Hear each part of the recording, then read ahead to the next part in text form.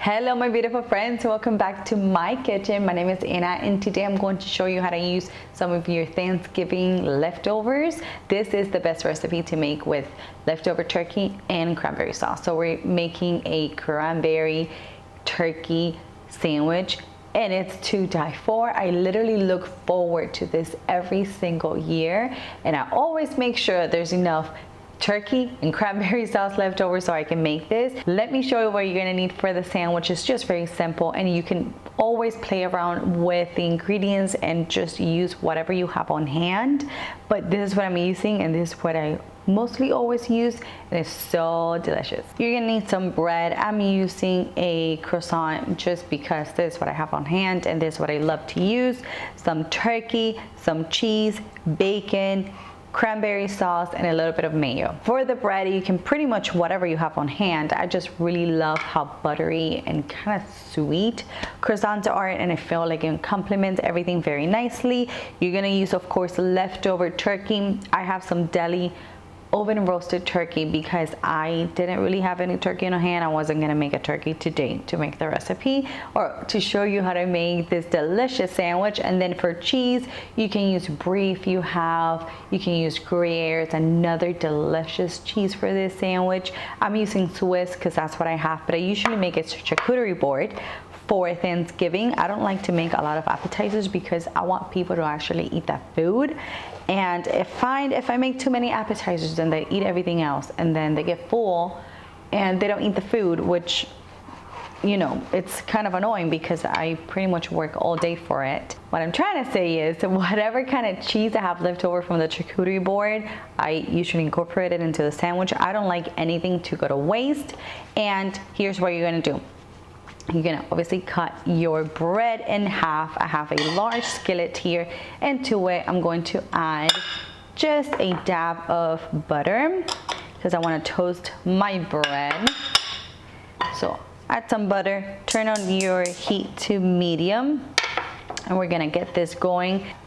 And you are going to place your bread cut side down so it gets really nice and toasty. Okay, so my bread is nice and toasted. So here's what we're going to do. You can pretty much just do this however you want, but on the bottom slice, I'm going to add some mayo, and then you're going to place your cheese right on top.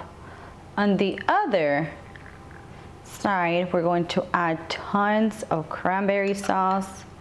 I like to add about 2 tablespoons just because I love cranberry sauce. By the way, if you want the written recipe, I will have it for you on my website, anitaslikesrecipes.com.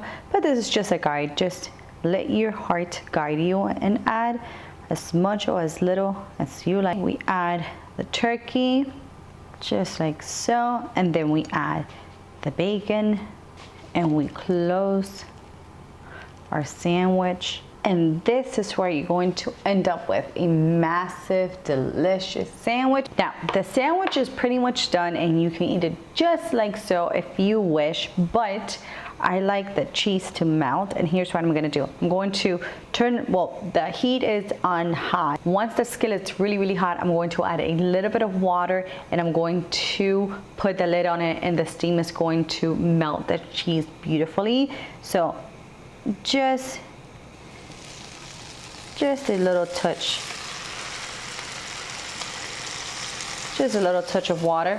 You close it, and you're gonna let that steam on high heat just for about 2 minutes, and you're gonna see how the cheese is going to melt and it's going to be glorious. It's gonna be so yummy.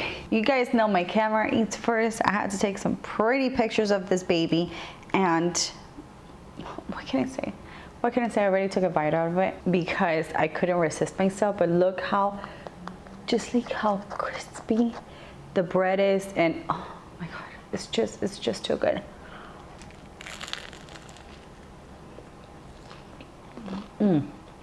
I just want you guys to look at all of these layers. Look at that. The flavors just marry together in the most incredible way. If you have some lettuce, you can also add some lettuce. If you have some green apples, those could also work really well in here. but I like mine just as is. It's absolutely delicious. So I hope you guys give this recipe a try. Remember, written recipe on my website if you need it. I hope you enjoyed, and I'll see you in the next one. Bye bye.